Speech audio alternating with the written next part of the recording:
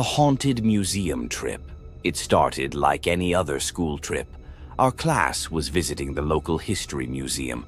Nothing fancy, just old artifacts and dusty exhibits. We were excited, goofing around, taking pictures, completely unaware that the day was about to change. As we entered the ancient artifacts wing, something felt off. The air was colder. The lights flickered. One of my friends swore they saw a shadow move across the hallway. I laughed it off. Most of us did.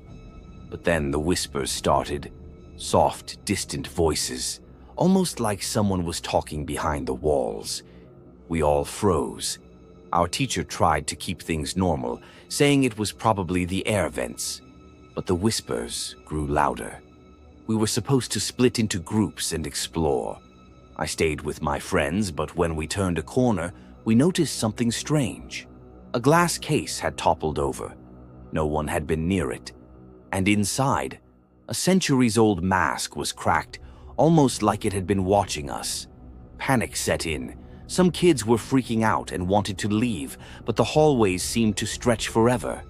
Every exit looked the same. Every door led to another shadowy corridor. By the time we finally reached the main hall, everyone was shaking.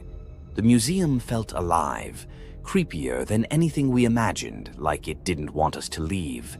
To this day, I don't know if it was ghosts, shadows, or just our imagination. But that field trip, it should have been a normal school day. Instead, it became a nightmare we couldn't forget. The bathroom near abduction. It was a cloudy day, maybe a few raindrops falling here and there. Our class was on a field trip to a small rural zoo. Nothing too fancy, mostly kid-friendly animals and a big indoor exhibit with stuffed animals and other displays. I was about 8, kind of quiet, always zoning out, and I decided to slip away to the bathroom without telling anyone. After I finished and washed my hands, I stepped back into the hallway. Nobody was around. It was quiet, too quiet. As I walked down a hallway we hadn't explored yet, my imagination started running wild. The dim lights, the red carpets, the lifeless animals in their glass cases. It all felt creepy. Then I noticed him. A man hiding behind a stack of chairs. At first, I laughed, thinking he was joking. But then he came around the chairs and grabbed my hand. My whole body locked up. "Where's your group?" he asked, his grip firm. I froze. I thought he was helping me get back to my class, so I followed. But when he led me outside, past the dumpsters and into the woods, my stomach dropped. He started pulling me further in. Panic hit me like a punch. I didn't scream. I didn't cry. But my fear was so strong I could barely breathe. Then a voice pierced through the trees. A teacher yelling at the top of her lungs. The man let go and bolted into the woods.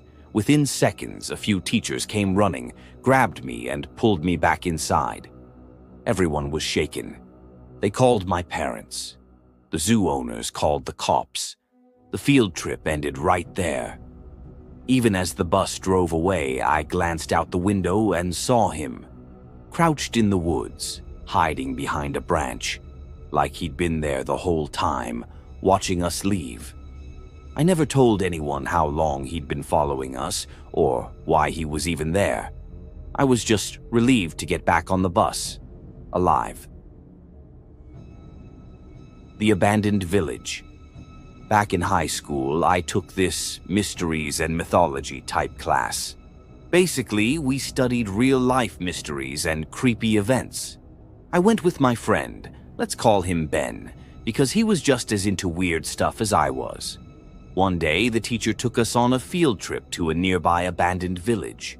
The place had been built in the early 1900s, but was deserted almost immediately. No one really knew why. The bus ride there was about 20 minutes. As we got closer, the road became sketchy, cracks filled with grass, trees pressing in from both sides. When we arrived, I was frozen for a second. The village looked like it had been swallowed by time. Buildings with boarded-up windows, crumbling bricks, grass knee-high everywhere. The teacher lined up 20 of us and started leading the group. The idea was to use the skills we'd learned in class to figure out why the village had been abandoned. Some buildings had holes in the walls, even holes in the ground that looked like basement entrances. One building stood taller than the rest. It called out to me. Ben and I quietly slipped away, heading toward that tall building. We found a hole by the back door with a ladder leading down. Ben went first. I followed, phone flashlight in hand.